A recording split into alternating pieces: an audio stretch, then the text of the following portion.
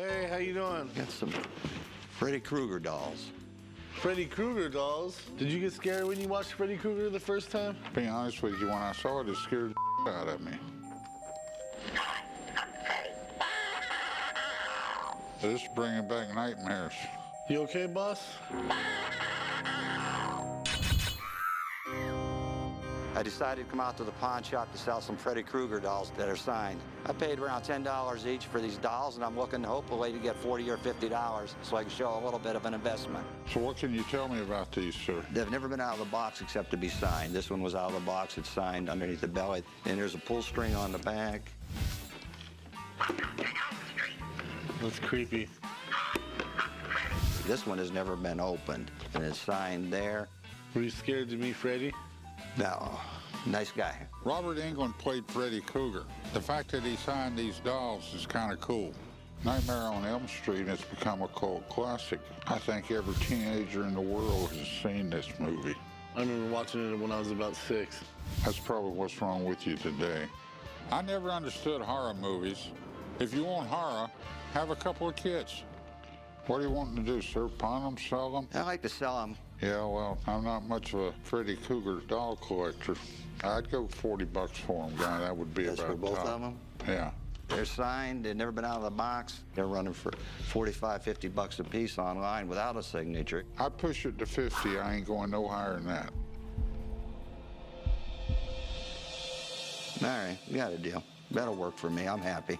Tell me go do the paperwork, would you please? I made 50 bucks on the dolls. I feel great about it. I'll go out and invest the money in something else.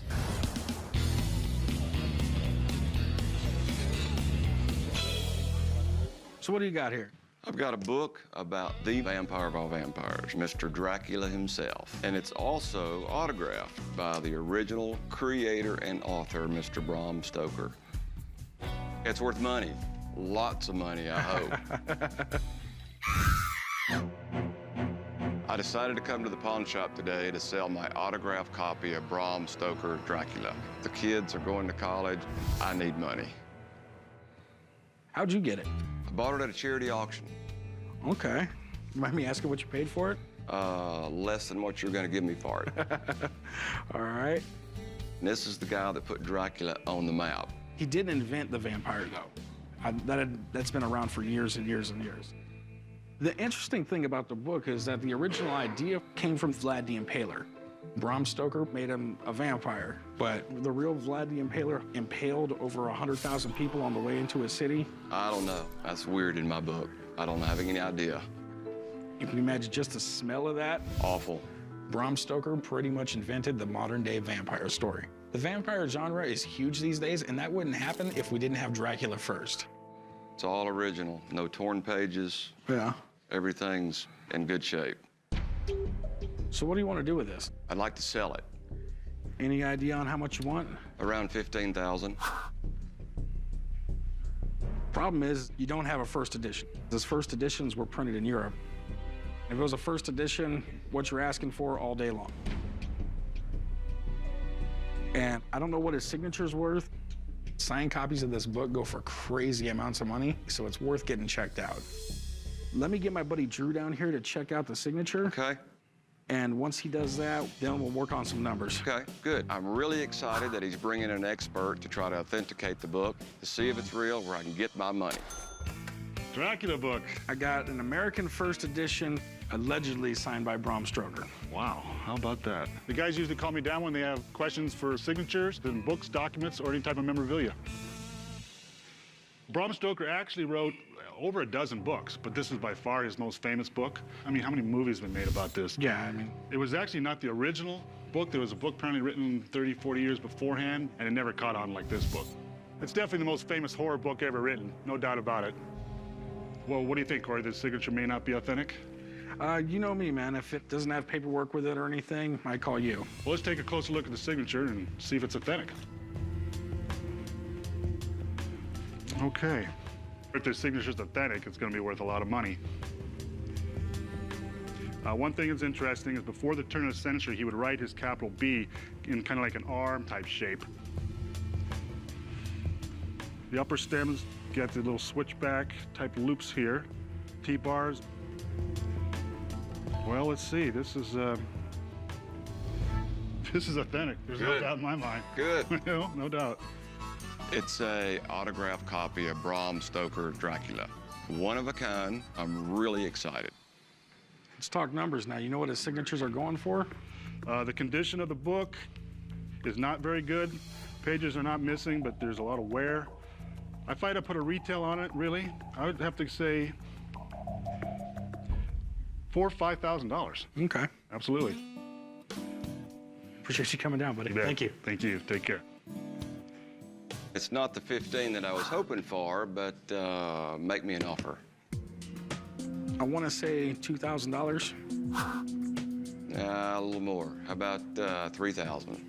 Got to pay for college, got cars to buy, and the man just said $4,000 or $5,000. He did say $4,000 or $5,000. We're talking about auction and retail prices, though. I'll tell you what. I'll do $2,300 for you, and that's the best I can do. 25? $2,350. That's my best offer. Deal. Let's go write it up, man. I'm walking out of the store today with $2,350. I'm happy. Glad I came to the pawn shop. Hey, how's it going? Pretty good. How are you guys? I brought my shower curtain in today. It's kind of creepy. It's even creepier because it's signed by Anthony Perkins. The basketball player? No, the psycho dude. Reek, reek, reek, reek. I won the shower curtain in San Diego on a contest, and Anthony Perkins signed it when he showed up to give a speech about directing Psycho 3. I want to sell the shower curtain because I need a little extra money, and it's a decent item. I'm going to ask $400, but I think the least I would take would be $300. This is deeply, deeply cool. Is it just me, or is it weird that you got a shower curtain autographed? Well, it has to do with the whole Psycho thing. Did you ever see the original movie Psycho? No. There's a movie came out, I think it was 1960. Hitchcock directed it. It has the most iconic horror flick scene in it ever. There was a shower scene where supposedly Hitchcock took a week to film that. You never actually saw her stabbed. You just saw the blood going down the drain. That doesn't sound very scary. It was incredible. The way it was filmed is considered like a cinematic masterpiece thing. It was like the scariest movie ever. It's iconic. The shower scene in the original Psycho was radical to the extreme during its time. Anyone who originally saw that at the movies was looking over their shoulder before they got in the shower. Okay, so how much do you want for this? $400. It's not a photo, it's something a little bit more unique. To tell you the truth, it actually sounds like a reasonable price. I just want to make sure it's his signature in his hand. Just hang out 15 minutes. I'll get a guy down here, and I want him to look at this, all right? Sure. I'll be right back. I don't have a problem with him calling an expert today. I was there, and I know the signature is real. This is my shower curtain expert. Yeah. All righty. Just started. This is my shower curtain. Very cool. So he died in 1992. It's definitely an unconventional item to see signed by him. And rarely, and this is a good thing about him, rarely see anything on him. So when you tell me you have a shower curtain signed by this guy, it sounds kind of far-fetched. Okay. Well, you know, Anthony Perkins, I mean, he had starred in some really big movies, and he was very well thought of in Hollywood. But this one movie, Psycho, obviously that kind of put him on the map. It's one of the most historically significant films in movie history. So, is it legit? Well, okay, two things I want to do. First is the ink. That's pretty interesting. It actually looks like blood. Here's an authentic version of his signature, and we see some of these similarities here. The two most important things in his signature were his A and his H, and they both kind of dominate his autograph. The next thing he underlines, as you could see in this example. Okay. So, based on everything I see here, Rick, no question, this was signed by him. And I'm being honest, this is one of the coolest pieces I've actually seen come in here. There's no doubt about it. I mean, you never see something like this ever. This item is awesome. Okay, so what's it worth? Photographs, $300-400. Vintage stuff, $500-600. With that said, this is something I'd value right around the $800 to $1,000 range easily. Well, thanks, man. I appreciate it. Good to see you. Take care. Good luck. Thank you. Yeah, you bet. There's no question about this piece being a great buy. Now, if Rick's able to get it for the store, that thing would sell in a heartbeat.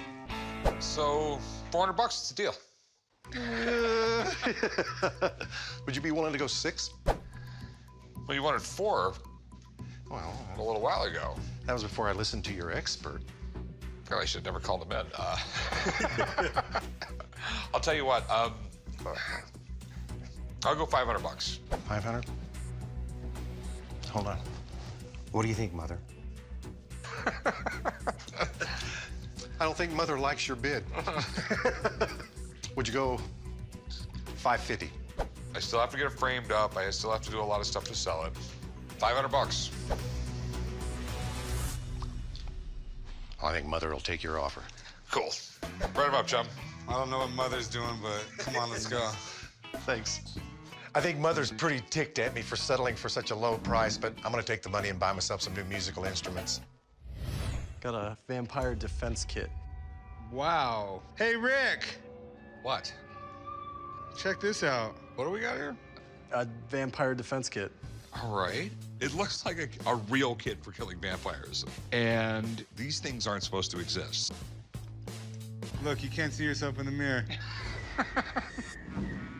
I have a vampire defense kit. I think the vampire defense kit's over 100 years old. My grandpa got it in 1960, and then I got it when he passed away. This is truly one of the creepiest things I've ever been around. Just due to the fact that it's real. This is the kind of stuff that would be in a movie or something like that, but this is not a movie prop. It's way well too made. I can just see myself in this time period. Never fear, Chum Helsling's here. Just put it down. And it's so typical, like the early 1850s. Just like a portable shaving kit, you know, we can have 100 different little things in it. We have a rosary, because if you're gonna battle vampires, you're gonna need that. Is it made out of real silver? Yeah.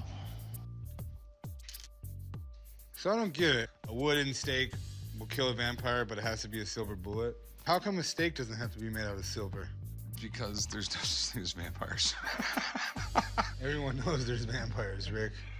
Everything is 100% correct, but vampires don't exist, so I just don't understand who would have this. How much do you want for this? It's over 100 years old. I was thinking 6 grand. I've never seen anything in my entire career that even comes similar to compare this to, so I'm gonna give someone a call. All right, sounds good. Yeah, this is creepy.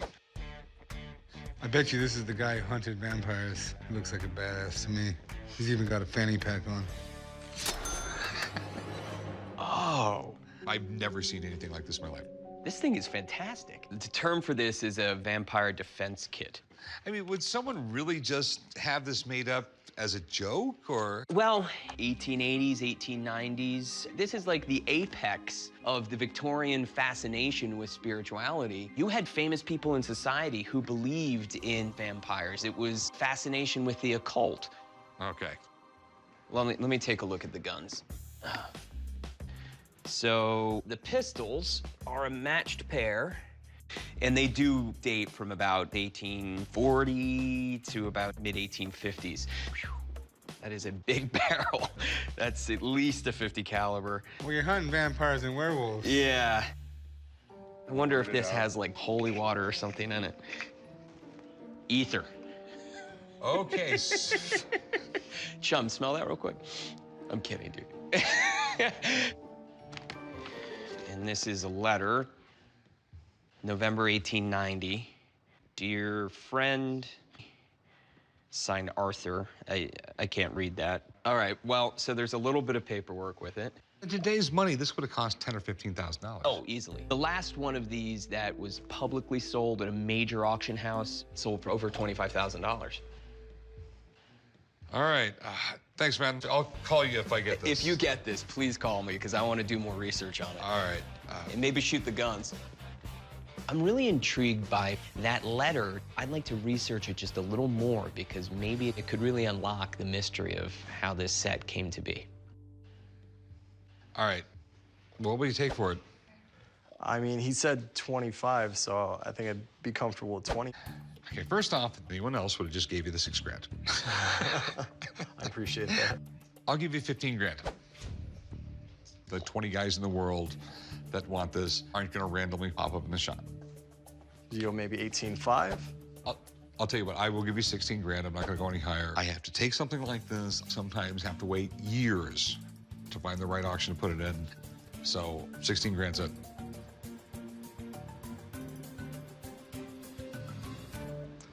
I'll let it go for 16. All right, cool, man. You deal with this because I really don't want to touch anything anymore. It's all right, Rick. I've got some vampires to slay. Just put it away and be careful with it. It's a little creepy. Come on, man. Hey, how can I help you? Hi. I have a book for you to look at today. Okay. On the Trial of Witches. On the Trial of Witches? Printed in London in 1716. Oh, that's great. The two ladies that were accused here actually never confessed, but they were summarily hung. All this back then was crazy, just the way it was proved you're a witch. They would keep on stacking bricks on your chest until you confessed, and then if you didn't confess, you just died. I got this book from a friend of mine that decided he wanted to stop collecting books, so he offered it to me. The leather covers were essentially about to fall off. I wanted to rebind it so someone could read the book and enjoy it. If we're able to make a deal today, I'd like to be able to take the money and put it towards a college fund that my wife and I have set up for our twins. This is about a witch trial in 1662 that later formed the basis of the Salem witch trials in the 1690s. a trial of witches at the Aziz? Held at Bury St. Edmunds in Suffolk, England. That's absolutely great. Essentially what you have here is a transcript of the trial that was held at that time. So there's a lot of interesting notes about the things that the two ladies that were the witches, supposed witches, were accused of. And it's the children that they were accused of bewitching. It's basically their testimony. Do you know that if this is like a first edition or a second edition? This actually is a second edition. The first edition was printed in 1682. This is the stated second edition from 1716. Okay. Hysteria around witchcraft has been around since the dawn of time. And in the 15 and 1600s in Europe, they had over 50,000 witches executed. It wasn't until the Enlightenment period they basically began to calm down on the whole witch thing. I like the binding on it. It looks pretty cool. I had it rebound. When I originally got it, it was in a little bit rough shape on the outside, but everything on the textbook on the inside was in remarkable condition. Okay. So how much were you looking to get out of it? I'm asking $2,500 for the book. Okay. I have no idea if that's a good price or not. Do you mind to have someone look at it? Absolutely, yeah. Okay. Would love to. She knows everything there is to know about him. So, okay. Give me a few minutes. I'll get her down here. Have her take a look at it, and we'll go from there. Sounds good. Okay. Be right back. Thank you. I'm excited to have an expert come in and take a look at the book. Oh. Think about it. If I lived in the 17th century, I would have been called a witch. She gets called something close to that now. Stop it.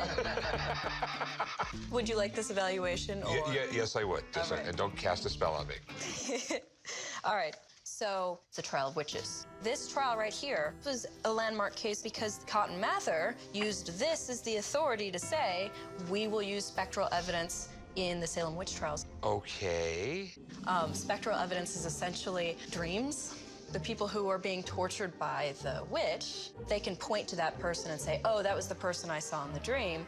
That can be used as evidence in a court of law. Crazy. Oh, yeah, because I dream some really weird stuff, so... Don't we all, though? And this was the precedent. This book is right up my alley. I love learning about these primary source historical records that tell us how people thought they had evidence for witchcraft, whether a woman was actually a witch. So what do you think it's worth? This is an okay shape. So you have the rebind, which is not the end of the world. And then, of course, you have the 1716 imprint here, which tells me, too, this is not the first edition. This was printed after the Salem witch trials. Right? So that first edition is going to be more desirable because we know that's the edition that influenced the Salem witch trials. Correct. So as far as value goes, I would place this particular copy around $1,500 to $1,600. Okay. Okay? Okay. Thanks. You're the best. You're welcome. Pleasure. Nice meeting you. And I would never call you a witch. Or the other thing. Have a nice day. Love you. I think Rick could find collectors for this. This is a book that should intrigue people, so I think that it could excite the right buyer. So what do you want now? $1,250. I'll give you $900 for it. About 1,100. I'll do $1,000. How about 1050? We'll split the difference I there. will give you $1,000. It just doesn't make sense to pay any more. It doesn't. Gotcha. All right, I'll do 1,000. Sweet. I will meet you right over there. We'll do some paperwork, and I'll get you paid. All right, sounds good. Thank you. Well, certainly we want to be able to sell the book at the 2,500, but I do understand where the market is on that, and so I'm fine with that. Hey, how's it going? Good, what's going on? What do we got here? Man, I got something. I don't know if you really come across these too often or not. Kind of pull it out here and let you take a look at it, but... Let me get you something to put it on. Well, I brought you a Shrunken Head, man. Okay, why does it look like my buddy Chum? I'm at the pawn shop today to hopefully sell my Shrunken Head. I acquired this from a friend of mine who owns a oddities vintage shop in my town. I always thought it was something really cool, unusual, so I brought it home, put it on my shelf, and everybody that walked in my house had something to say about it. About 4 inches tall, it's got real hair on it, and I think it's the real thing. I'm hoping to get $5,000. If I sell the head today, hopefully I can buy me a couple round-trip tickets to Australia. I've never seen anything like this before. The story is, there was these tribes in the Amazon rainforest, and what they would do with these things is they figured out a way to shrink people's heads, and the whole purpose behind it, I guess, was to show what a tough guy you were. Who wants to mess with a guy with a bunch of heads on his neck? That being said, I really don't know much about it, and it's kind of one of those things where the myth has just become way bigger than the actual thing. Do you mind if I take a look at it? Oh, that'd be great. All right, I mean, it looks real, but it's really hard to come across an actual shrunken head. I know somehow, some way, some Europeans came over in the Amazon and saw these things and were like, that's cool, let me buy that. And there's been like a whole black market of making fake ones ever since. So what are you looking to get out of it? I'd like to get somewhere around $5,000 for it. Okay, I'll tell you what, do you mind if I do a video chat real quick with a buddy of mine and have him take a look at this? That would be great. Give me a few minutes, hang out, I'll be right back, okay? Cool, thanks. I'm confident that it's a real shrunken head, but we'll leave it up to the experts and see what they have to say about it. Hey, Bob, how's it going? Good, how are you? I have what looks like a shrunken head here. So give me an idea, what can you tell me about these things? Shrunken heads have been around for a long time. So most of them come from Ecuador. So you didn't want to be a traveler or an explorer in this part of Ecuador at the end of the 19th century and end up getting your head shrunk. And so how would they shrink a head? How were they able to do it even? It's disgusting. So these are warriors. They've taken a head in battle and they cut up the back of the skull, remove the face off of the skull. The flesh then is turned inside out, and then it's heated with hot sand and rocks, which the heat will cause that skin to shrink. And the more you do this, the smaller and smaller the head will become. If you're a really good head shrinker, you can get a head that's about the size of an orange. So can you give me an idea on how to tell if this is real or not? Okay, so about 1930, Ecuador outlawed them, but at that time, the tribes that were making them discovered that if they sold them to tourists, they could make a lot of money. They started doing fakes. So let me take a look. Look inside the nostril. No nostril. So the next thing we do, we look at the ears. I got no ear holes. Bad sign. I think we got a fake here. Okay, well, give me an idea of what something like this is worth. If this guy were real, I would pay 10 grand for it. As a tourist piece, I'd say it's worth 200 bucks. Okay, I appreciate it, and take care, Bob. Bye. Take care. I'm sure you heard me, but clearly it's not real. Man, I was hoping we had one. I know you were kind of shooting for the stars when you asked for 5,000 bucks. He said it's worth 200 bucks. I'll give you 200 bucks. It just really reminds me of a buddy of mine, and I kind of want it for myself. Oh, man, I think for 200 bucks, it's worth bringing back and putting on the shelf. Would you do 300? No, man, I think I'm just gonna hold on to it. You know, if you change your mind, I'll be here, but I really appreciate you bringing it in. It was fun. Great, thanks, man. Take care. I'm not gonna lose my head over not selling my Shrunken Head today, so I'm gonna bring it back home, put it back up on the shelf, and enjoy it for a few more years. So you're taking us to the Golden Tiki, huh? I got you guys a gift. What's up, Brandon? How you doing? Hey, Corey, how's it going? You ready? Hey. Tell them what I got him. Let's do this. Okay, on the count of 3. You ready? 1, 2, 3. Oh my God. You got me a Shrunken Head. Pretty awesome. And with all due respects, we could not leave out the old man. Nothing says I love you like a Shrunken Head as a gift. I'm gonna have to say, you guys did get Rick's head a little too small, though. It's usually a little bigger than that, even when it's shrunken. Thank you, son. It is definitely an original gift. I actually really like him. And I love the old man. He's actually smiling. He's always smiling. I'd have to say I got the best head of hair there, though. All right, we need to get back to work, guys. Come on. You guys are just upset because I have the best looking Shrunken Head. Hi. What is this? The thing they shot Spock out of in Star Trek 2? Very similar. Yeah, just lay it down. This thing's got to weigh a ton. Thank you. So you have an iron casket. Yes, this is an 1860s Fisk iron casket. Okay. This thing just creeps me out. It is a Civil War era casket that they used to transport over long distances. I'm asking $3,500. For several years, we just had it standing up in the corner of our room and just used it as a conversation piece. You want me to open it? Nah, not really. Just a quick peek? All right, fine, open it.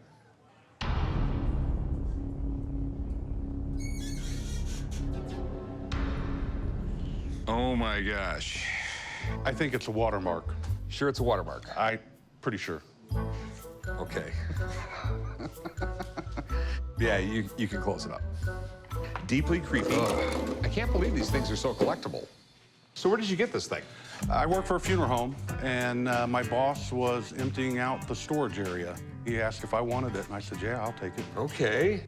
Well, it has to be a Fisk, because late 1840s Fisk patented the iron casket. Right. And they had the patent for several years. This is the thing for Fisk right here? Yeah, it's the patent date. Since they were so form-fitting, there wasn't that much air, so the body preserved for a longer period of time. And remember, this is the 1860s. Right. So there wasn't overnight delivery. So if you were, say, in Georgia and you were going to be buried in New York, it could be a few weeks. And if you were in this, there could still be a viewing. And grave robbers. Actually, was one of the other reasons that they were made out of cast iron and so heavy, keep people from robbing their graves. But it's cast iron, it's very brittle. Right. You drop this thing, it's gonna shatter. Right. But for the day, they were very innovative. This company, I think, probably made a lot of money. Back in the day, most people were buried in a plain wooden casket. But Fisk caskets were designed to help preserve the body. And remember, back then, sometimes it took a few weeks to transport a body. They could get stinky. What do you want to do with this thing? Well, I'd like to sell it. All right. So what do you want for it? Well, I'd like to get $3,500 for it. I have an auction guy that told me back home that he thought that it would take $4,000 at auction. You know, I actually know this for a fact that these things actually, people do collect these things. And I would like to make you an offer. Okay. But it's creepy. What if I came down off the 35? No, it's $2,750. You know, you'll sell it for $4,000. You know, I'm sure there's money to be made with this thing somewhere. It's just, unfortunately, it's not for me. Nice meeting you. I was a little disappointed that he didn't want to buy it. He seemed pretty creeped out. I think opening it probably made him not want to buy it even more. Okay, that's not normal. It's definitely different. Put it down on this, man. Sure. So I'm guessing it's a skull, right? Yes, it's a skull. It's called an Osmat ancestor skull. The Osmat are a tribal people of New Guinea, and they're well known for their ritual veneration of their ancestors. How'd you come about getting it? I'm a collector and dealer of human skulls and other odd things. That's kind of creepy, man. Coming down to the pawn shop today to try and sell my Osmat ancestor skull. Hard to find them like this in this kind of shape with this kind of headdress on it. I'm asking $2,100 for this piece. It's in really good condition, so I think we can make a deal. This is pretty interesting. In the Asmat region in New Guinea, there's literally hundreds, if not thousands, of different tribes. They have all kinds of crazy rituals. We've all heard the stories about headhunters and cannibalism and the Shrunken Heads. This is the region where those legends got started. In the 60s, Michael Rockefeller was over there filming a documentary and was in a boat accident and apparently swam to shore, and legend has it that he was eaten by these people. Yeah. They never found any remains or anything, but when your dad's the governor of New York and you're from one of the richest, most well-known families in America and you just show up missing in New Guinea, you know, imaginations are gonna run wild. You know, who knows actually what happened to him? Yeah. I'm assuming this is probably a tourist piece? Yes, this is a tourist piece. Obviously, it is a real skull, that's for sure. You know, you can see, like, the bones, so you can see the porous parts of it. You can tell with the teeth. Probably from a really undeveloped place like New Guinea. So what are you looking to do with it? I'm looking to get $2,100 for it. Okay. Well, we got a problem there, then. Now, you said you're a dealer and you're a collector of skulls. So you know as well as I do, I could buy a skull online right now for $800. Yeah, it'd be a little damaged. Wouldn't have the cool headdress on it. Wouldn't have the tribal background, but yeah, I mean, who knows what it really actually symbolizes? You know, you can tell me one thing and another guy's gonna tell me another thing and another guy's gonna tell me another thing. This is a really good tourist item. I'd offer you about $600. I mean, if you have a fun story and a fun idea, but it's basically an arts and crafts project on a skull. I'd like to get a little more. What about $1,400? How about $800? That really is the most I'm gonna pay you.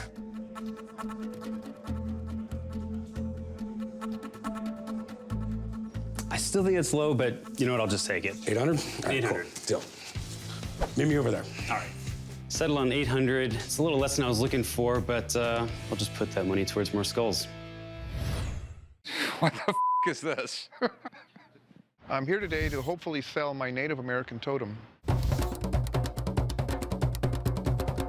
This totem has a lot of meaning to me. I've benefited from it spiritually, but it's still in excellent condition. So I won't take any less than $300 for it. Not to be disrespectful or anything, I don't know anything about this stuff. This is called a totem. Like a totem pole? Like a energy totem. It's a spiritual totem. It's used for personal growth. I actually bought it from a medicine woman who I believe was Paiute. Okay. I'll be honest, when it comes to spiritual stuff, I'm not exactly the guy people come to. Have you ever seen one like this before? No, I mean, I've seen some Native American stuff in museums and stuff, but I've never really seen anything like this.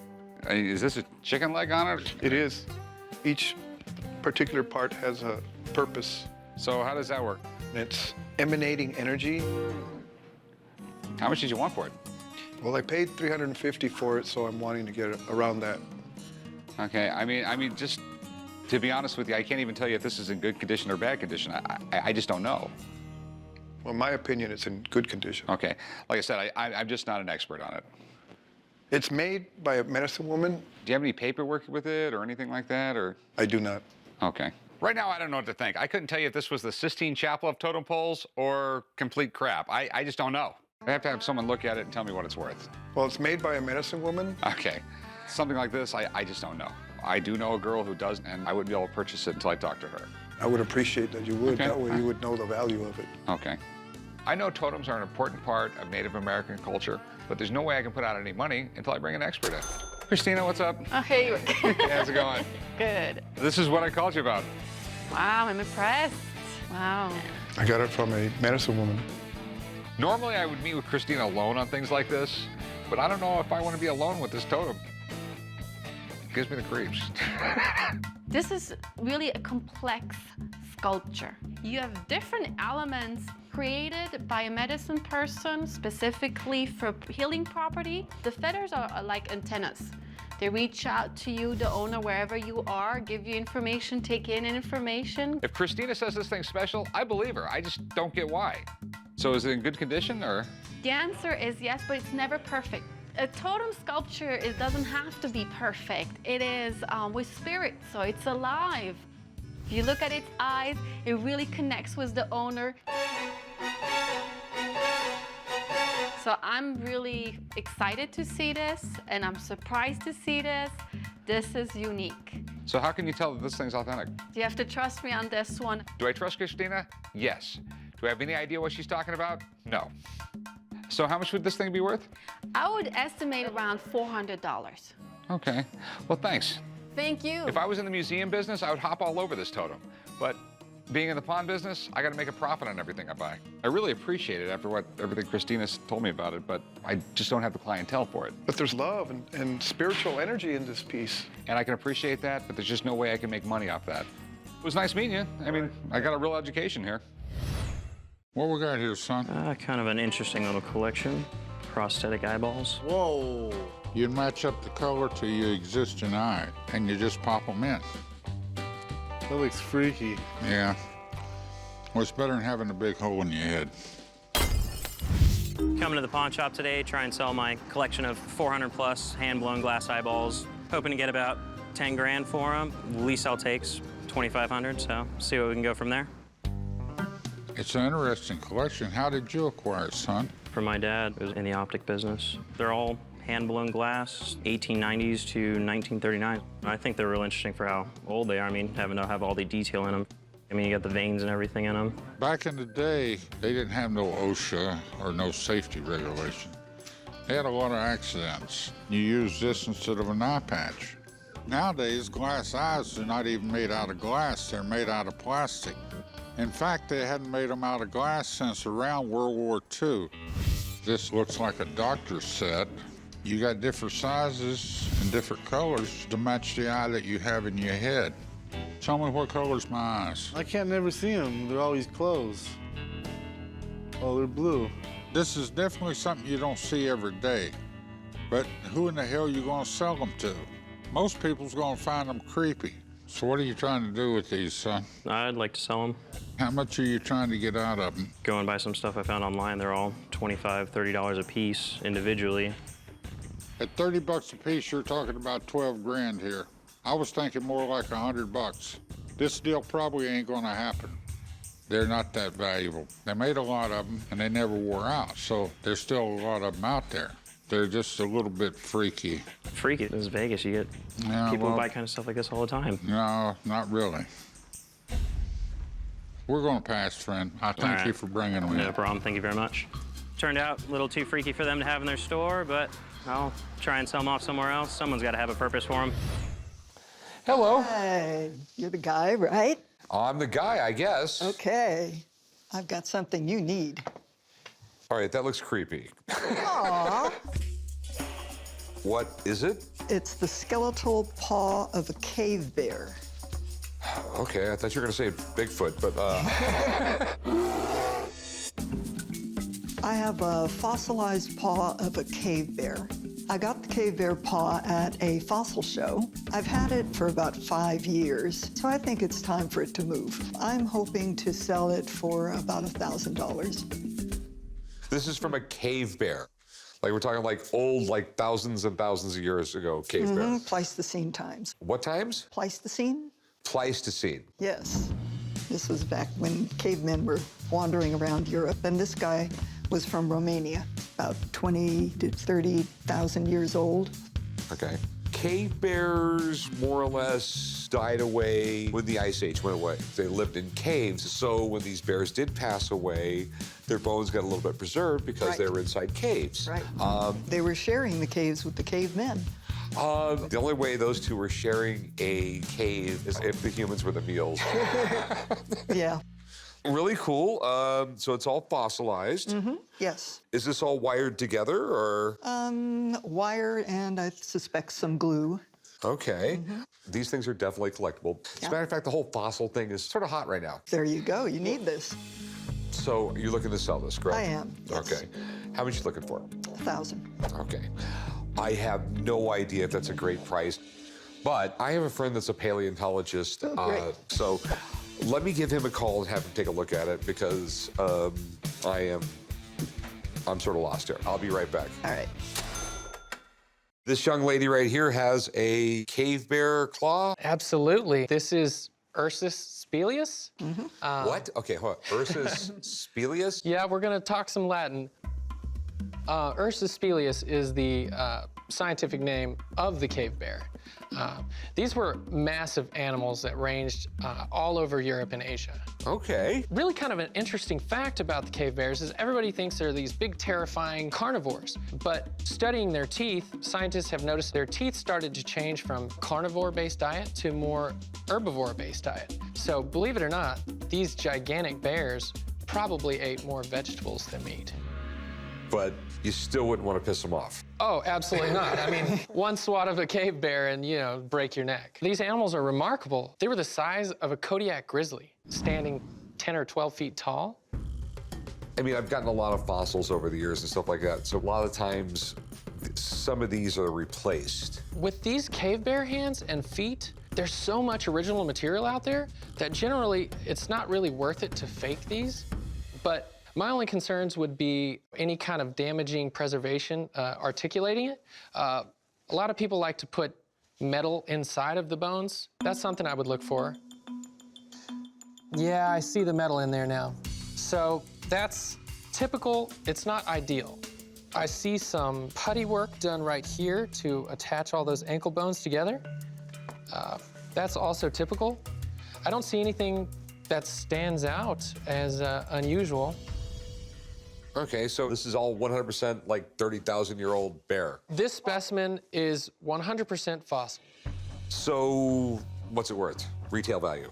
These are super cool because it's a bear paw, but these are fairly common. If this came into the museum, I would appraise it at about $900. Thanks, man. Appreciate it. Thank you. Okay. All right, so how much did you want for this? Well, 1,000, so you're not going to give me 1,000. No. What's the best you can offer me? $400. Ooh. Can you do 500? I'll go 4.25. That's really the best I can go. Can you squeak it up to 450? No. I mean, these things are neat. They do sell, but they take a long time. Okay, well, I like you. 425. All right. All right, sweet. I will meet you right over there. We'll do some paperwork. I'll get you paid. Okay. I went for 425. It was a lot lower than I wanted to go, but I caved. What do we got here? I've got something you might be interested in. Oh, my God. What the hell did you do with Chumley? I came to the pawn shop today to try and sell my shrunken head. I used to own a pawn shop, and this gentleman brought it in, and he never picked it up. So I've been saving it all these years, hoping to get $2,000, but I would settle for $1,500. So what the hell is this thing? The shrunken head. All right. Where in the world did you get it? Basically, someone brought it in and pawned it with me. Let me see here. Did you get any story with him or anything? I think he said it was a long-lost relative. How much did you pawn it for? Well, I gave him $500 for it. Okay. I've been in this business for over 20 years, and I can honestly say this is my first shrunken head. Just when you thought you'd seen everything. The shrunken heads came from the Amazon, in South America. The procedure for doing it was they would slice them down the back of the head after they killed them. And then there was a way to remove the skull. Shrinking a head was supposed to give you control over a guy's soul. The problem is tourists started buying them. And then the law of supply and demand kicked in, and... So governments in South America had to outlaw the trade. I'm having a few little problems here. I don't think the Amazon warriors had cotton thread. And that's what the back of his head is stitched up with. It doesn't look very aged, okay? Out in the Amazon jungle, someone would have carried this thing around for years and years and years. It's still white. Right. I'm gonna call it a fake. A very, very good fake. If it was real, there would be some rotten places. I mean, don't you hope it is fake, sort of? Well, I hope it is real because then it'll be worth more money. If it's real, some poor guy lost his head over it. I don't want it in the shop. Okay. Thanks for bringing it in. I really appreciate it. Sure. But it's just something I couldn't use. When he said he was a pawnbroker, I was immediately concerned. Because if he couldn't sell it, that means no one wanted it. And that ain't good. Hey, how's it going? Good, how are you? Did you bring me a pet rock or something? I did. Tell me what I'm looking at here. You are looking at a primate hand from the Neanderthal period. So we're assuming that this is a fossilized version of a hand? Yes. It looks like a hand. I mean, it looks like it's missing the middle finger, but that could have been chipped off or worn away. Who knows? We got mad at somebody. I'm coming into the pawn shop today to hopefully sell my primate hand from the Neanderthal period. My stepfather did some work for a guy who owned a store, and he couldn't afford to pay him, so he paid him with a rock instead. I'm hoping to sell it for $15,000. This is interesting. Neanderthals, they weren't monkeys per se. You know, they were a little bit more evolved than that. There's traces going back almost 400,000 years ago with them. What we do know about them is that they started off in Africa, and then a bunch of them migrated into Europe. They had relatively developed brains. They did know to clothe themselves. They did know how to create fire. Do you have any paperwork, anything like that? My stepfather took it to an archaeologist, and it was determined that it was primate hand because there's only 3 bones here instead of the 5. Okay, what are you looking to do with it? I want to sell it. Any idea what you're looking to get? $15,000? You know, when it comes to stuff like this, it's really easy to get your hopes up real high. Right. There's trillions and trillions of rocks out there, and sometimes some of them just get formed into something that looks like something else. You know, that being said, I don't know exactly if it's a fossil or if it's just a really odd-shaped rock. Do you mind if I have a friend of mine come down and take a look at it? He Absolutely. He knows this kind of stuff pretty well. Okay. Okay, so go ahead and hang out. I'll give him a call, see if I can get him down. Awesome, thank you. What under earth do we have here besides a rock? A primate hand from the Neanderthal period. Wow. If this is a Neanderthal fossil, priceless. I mean, they are so rare. Well, let me take a look at this and see what I think we've got here. As I'm looking at the piece, I'm looking to make sure that it really is bone, that it's fossilized, and trying to see what kind of rock that it was formed from.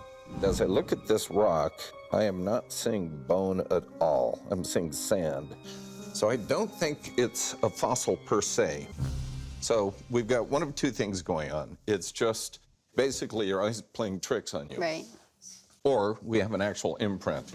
His hand goes down, it gets filled over with silt, right. And over the years it hardens and becomes rock. So where did it come from? Our town in Yucca, Arizona. So it's from Arizona? Yes. Hmm. Well, I don't know where the rock itself came from, but I don't think it was found in Arizona. No, because Neanderthals weren't in Right. Arizona. They actually lived in Europe. So, what do you think? My hunch, and I'm fairly sure about this, it's clearly an imprint. I see what appears to be appendages, but to my eye, these aren't human. I think we've got a dinosaur footprint. And there's a dinosaur called a Parasaurolophus that has a 4 or 5-toed foot. And I think that's what we've got here, with this being the little claw coming off the thumb. So to me, Parasaurolophus bends down to eat, puts his hand in the mud, stands back up, mud gets filled in. 100 million years later, somebody finds it in an old quarry or something, and you've got this. Never even thought of a dinosaur. So what would a dinosaur footprint be worth? One of this size, I'd say $1,000. All right, well, Bob, I appreciate you coming down. Always a Thank you very pleasure. It's Thank nice meeting you. You bet. People love to collect dinosaur fossils or fossilized footprints. Very, very collectible. Okay, so you were asking for $15,000. I've got to go with my guy Bob. If I had to make an offer, I'd offer you about $500. You know, I know it's hard to go from 15,000 to 500, but you also thought you had something completely different. That being said, how do you feel about 500 bucks? I think I'm gonna go ahead and take it home to my nephews then. Okay, well, if you ever change your mind, I'm here. Thank you very much. Thank you. I wasn't gonna sell it for 500 because it's a dinosaur footprint and my nephews would really enjoy it and they would think it's cool. What do you have here? I have something old and unique for you today. I have a pair of brass duckfoot pistols. Oh, wow, those are pretty cool. These are volley pistols that were made for a British naval officer in the 18th century. You mind if I grab one? Go right ahead. I see why they call him a duckfoot. Looks like a little duckfoot. It does. Swimming through the water. I came into the store today to sell an original pair of duckfoot pistols from the 18th century. I'm a gun collector, so I occasionally come across items that are rare and unique. I think $50,000 is a fair price to ask. That's pretty cool. It's got 4 barrels and just one little igniter point. Correct. I would hate to have a duel with these. It's hard to miss. What were those for? Flintlock pistols, you know, the traditional single barrel, very difficult to reload and fire again. So imagine you're out on a ship, 60 days, the rum's run out, crew gets a little antsy, they want to mutiny against the captain. So the captain of that ship, he could fire 8 shots at the same time, taking out as many mutineers as possible. I don't know if I'd want to be the captain on a ship out at sea. Sounds pretty dangerous to me. How does this work? Well, it loads like a traditional flintlock, except you have to put the powder and the ball in 4 times for each one. But the firing process is the same as a traditional pistol from that time period. Pretty badass. Even though I'm not supposed to deal with high-priced items, these guns are some of the coolest things that I've seen come into the shop. I can't let this guy walk. It's time to prove to Rick he's not the only one that can wheel and deal. Do they both fire? Yes, they do. So they're both in full working order? Yes. All right. What do you want to do with them? I'd like to sell them. Okay, how much are you looking to get for them? I'm interested. I'm asking $50,000. 50,000? I mean, it could be possible if you let me take these to the gun range and fire them. I'm fine with that. I'd like to fire them, too. All right, well, you got time today? I'm free all afternoon. All right, we'll meet out at the gun range in, say, about an hour and a half. Okay, that sounds good to me. All right, I'll write the address down. I'll be right back. Okay. I think once we get out on the range and he actually fires them, I think we're gonna make a deal. So what do we got here? I have a pristine pair of duck's foot pistols. Whoa. Well, those are cool. Wow. Check that out. Wow, chum, you actually didn't screw this up. Told you. The real term for this is a volley pistol. And the reason they designed this, though, it was for crowd control. So any time that you might have a mass of people trying to get you, you would want a volley pistol in your hand. Oh, wow. And look, you guys see that mark? Has a V and there's a crown over it? Yeah. Those are British proof marks. Basically, they passed a law because they didn't want gun makers making bad guns that would blow up and kill people who were firing them. So in England, anytime you made a gun, you had to submit it to the proof house. They would put 3 times the amount of powder in it that it was supposed to be able to handle. If it didn't blow up, they stamped it with a V with a crown. It means viewed. So each of these barrels is viewed. That's a really good sign. Sweet. Okay, so it's all right with you if we shoot them? Yes, go right ahead. All right, we'll load them up. I have never seen anyone shoot a pair of duck's foot pistols this old. These were not inexpensive to make. They were very expensive, very high-end. The quality is exceptional. It just doesn't get any better. All right, there you go, guys. I'll stand back nice and far. All right, chum. That is cocked and ready to fire. Corey? Chum, you're first.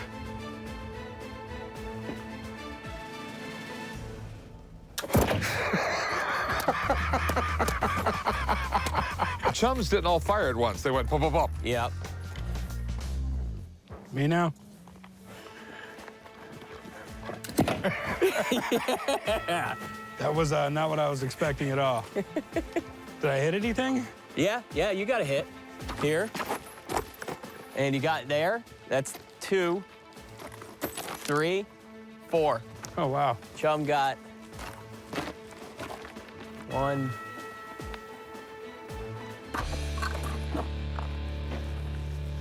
hit 4 barrels and you shot the target once. What? Never mind. Never mind. Go ahead and handle this, son. I got to get back to the shop. I just want to see him shoot. All right. I'll talk to you later. The duck fit pistols are really, really neat. I would love to hang out and make a deal with this guy. I just have way too much stuff to do, and Corey can handle it. So, I mean, I know they're cool, but what are they worth? They're the real deal.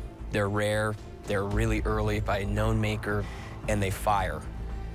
These are not inexpensive pistols. I value them at $45,000. Okay, well, man, I really appreciate you coming down. You're welcome. Thank you. Good luck. Nice to meet you. Thank you. There's a huge market for duck's foot pistols. I do think it's worth for the shop to purchase them because they're never going to see a pair like this again. So what are you looking to get out of them? I was looking for 50,000. You know, I can't pay that. I'm more in the $20,000 range. It's not every day that, you know, I got somebody coming in to look for these. Can you come down a little bit, or? Would you accept 40? I'll tell you what, man. I could do 30 grand. That's the most I can do. I can't do 30 grand. A single one of these pistols alone will sell for about 23,000. Would you do 35? I wouldn't. 30 grand's what I can do. Sorry, I can't take anything less than 35. Well, I appreciate it, my man. Maybe Thank next you. time. Take care. I wasn't able to make a deal today with the volley pistols, but, you know, I think that I'm gonna have to fend off a whole crowd of buyers once I get them back out there.